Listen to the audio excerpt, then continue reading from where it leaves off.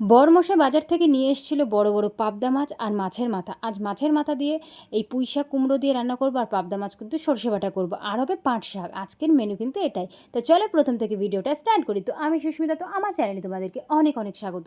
তো সকালবেলা ঘুম থেকে উঠেছি 6:45 সময়। সত্যি বলতে শরীরটা আগের থেকে একটু ভালো হয়েছে, খুব বেশি ভালো হয়েছে সেটাও বলবো না, কিন্তু একটু ভালো হয়েছে।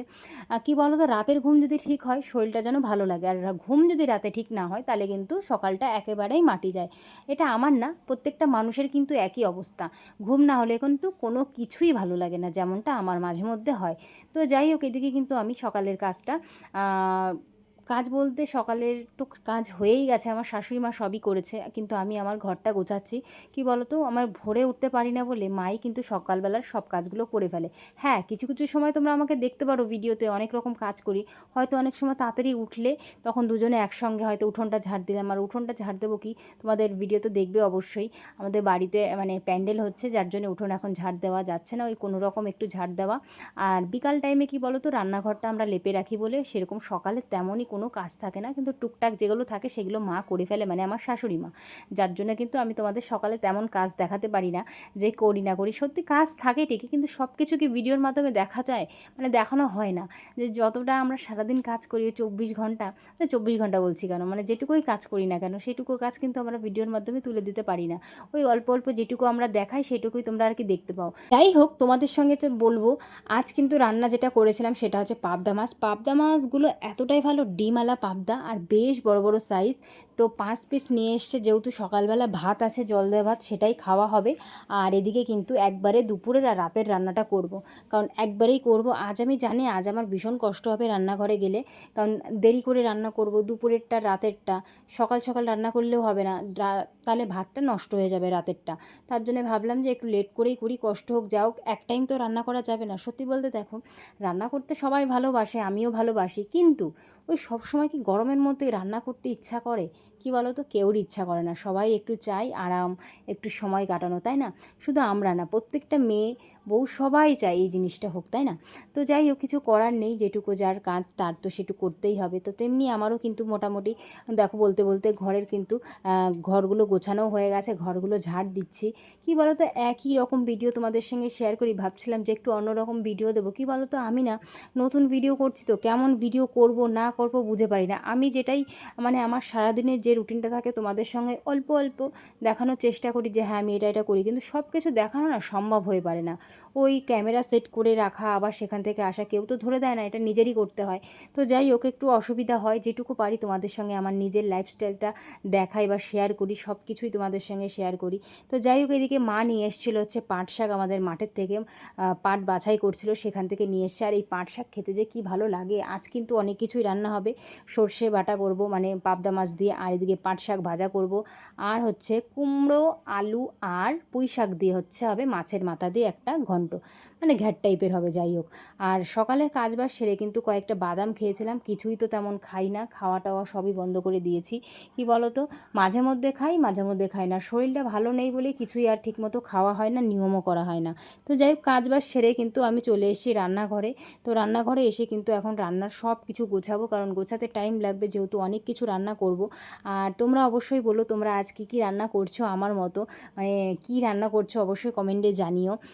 যাই হোক, কোনো ভুল বললে আমাকে ক্ষমা করে দিও। আমি সত্যি কথা বলতে আমার মনে যেটা মনে হয় আমি সেটাই তোমাদের সঙ্গে কথা বলার মাধ্যমে চেষ্টা করি। সবাই খুব সুন্দর সুন্দর করে কথা বলে, সত্যি আমার খুব ভালো লাগে। যারা ব্লগিং করে বা রিলস করে, এত সুন্দর সুন্দর মিষ্টি মিষ্টি কথা বলে না, সত্যি খুব ভালো লাগে। কিন্তু আমি তো বলতে পারি না, আমি চেষ্টা করি যে কথা বলার ভালোভাবে, যাতে তোমরা আমার কথাটা তোমাদের ভালো লাগে।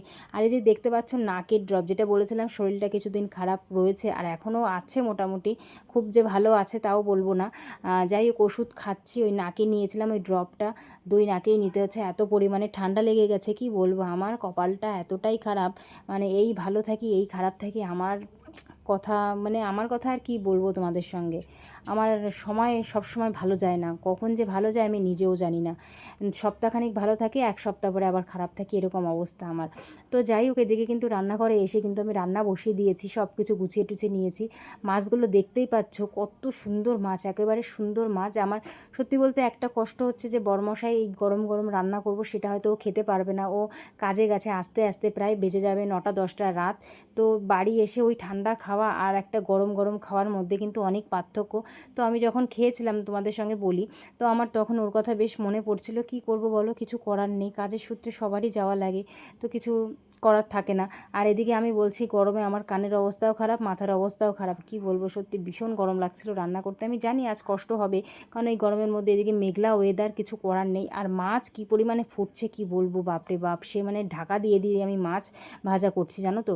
কি করব, আর এরপরে তো আছে পাবদা মাছ। সত্যি পাবদা মাছ ভাজতে গেলে আমার জীবন পুরো শেষ, কারণ এই পাবদা মাছে আছে একেতে ডিম, তার সাথে এমনি মাছ ফোটে। দেখো আমি তোমাদের সঙ্গে দেখাচ্ছি, ঢেকে ঢেকে পুরো টোটাল মাছটা আমি ঢেকেই কিন্তু ভাজা করেছি, কোনো সময় কিন্তু আঢাকা কিন্তু আমি একদম করিনি। প্রথম 2টো দিয়ে, পরে কিন্তু 3টে দিয়ে আমি ভাজা করে নিয়েছি। ভাজা হয়ে গেলে কিন্তু ওই তেলে আমি দিয়ে দিয়েছি কালো জিরে, শুকনো লঙ্কার পেঁয়াজ। তোমরা কিন্তু এইভাবে রান্না করে দেখতে পারো আমার মতো।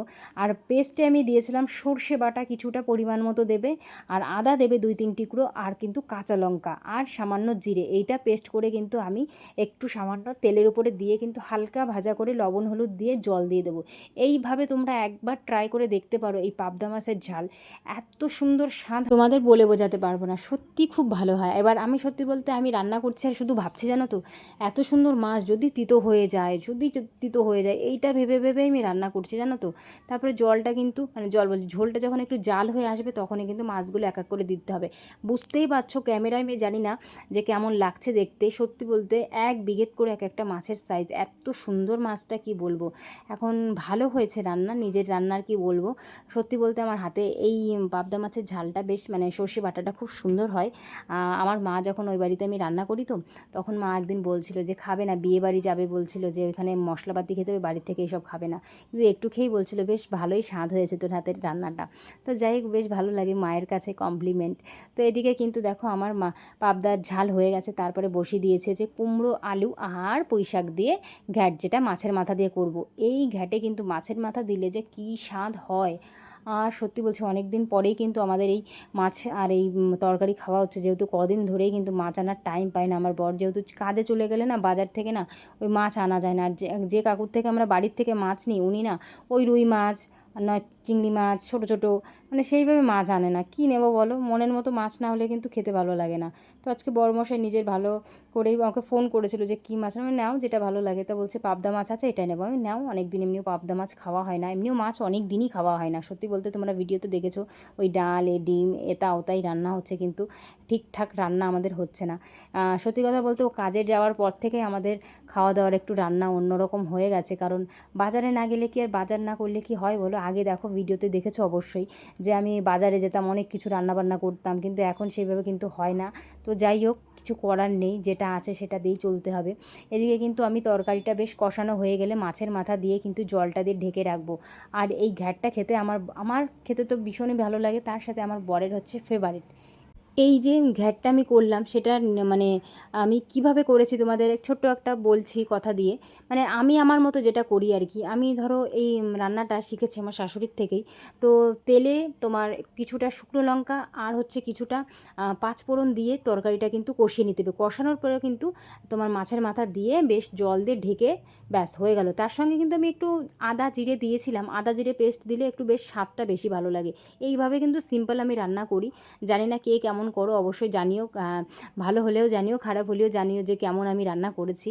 আর এদিকে শেষে কিন্তু করেছিলাম হচ্ছে পাট শাক ভাজা, যেটা হচ্ছে আমার খুব ফেভারিট। সে ঝোল বলো ভাজা বলো সব কিছুই আমার খুব ভালো লাগে। আর এই রসুন দিয়ে করেছিলাম পাট শাক ভাজা, যেটা আমি খুব ভীষণ ভীষণ ভালোবাসি, আর আমার পাট শাক খুবই ভালো লাগে। তো যাই হোক, বাড়ির লোকে সবাই পছন্দ করে পাট শাক। তো আজকে অনেক কিছুই রান্না হলো, পাট শাক, মাছ হলো, আর এদিকে কুমড়ো দিয়ে আর পুঁই শাক দিয়ে একটা তরকারি। তরকারি, আর এদিকে ভাত হয়েছে। 3 রকম রান্না আজ হয়েছে। তো সত্যি কথা বলতে নিজের রান্নার কথা বলতে নেই ঠিকই, কিন্তু আজ 3টে রান্নাই খুব সুন্দর হয়েছে। ভালো না হলে আমি মুখের উপর বলে দিতাম যে হ্যাঁ ভালো হয়নি। তো যাই হোক, রান্না বান্না সেরে কিন্তু আমি এখন ফ্রেশ হয়ে নিয়েছি, চান করে নিয়েছি। শরীরটা ভালো লাগছে না, মুখ দেখেই বুঝতে পারছো, কারণ গরমে এখন বেহাল অবস্থা। তো এখন কী করা যাবে, কিছু করার নেই। একটু রেস্ট নেওয়ার পরে কিন্তু খেতে বসে গেছি। তো প্রথমে খেয়েছিলাম হচ্ছে পাট শাক ভাজা। উফ, খুব সুন্দর হয়েছিল পাট শাক ভাজা। আর তারপরে খেয়েছিলাম হচ্ছে কুমড়ো দিয়ে, যেটা ঘ্যাট করেছিলাম মাছের মাথা দিয়ে, এটাও বেশ সুন্দর হয়েছে। খাওয়ার সময় শুধু আমার বরের কথাই চিন্তা করছিলাম, যে মানুষটা আনলো তার সঙ্গে একসঙ্গে খেলে হয়তো বেশি ভালো লাগতো। এখন নিজে আর শাশুড়ি মা বসে খাচ্ছি, কি বলো তো, 3 জনে মিলে খাই তো ওই একা একা খেতে না ভালো লাগে না। কি করা যাবে, কিছু করার নেই। যাই হোক, খেয়ে নিয়েছি। তো যাই হোক বন্ধুরা, ভিডিওটা আমি এই পর্যন্ত শেষ করব। পরের একটা নেক্সট ব্লগে দেখা হবে।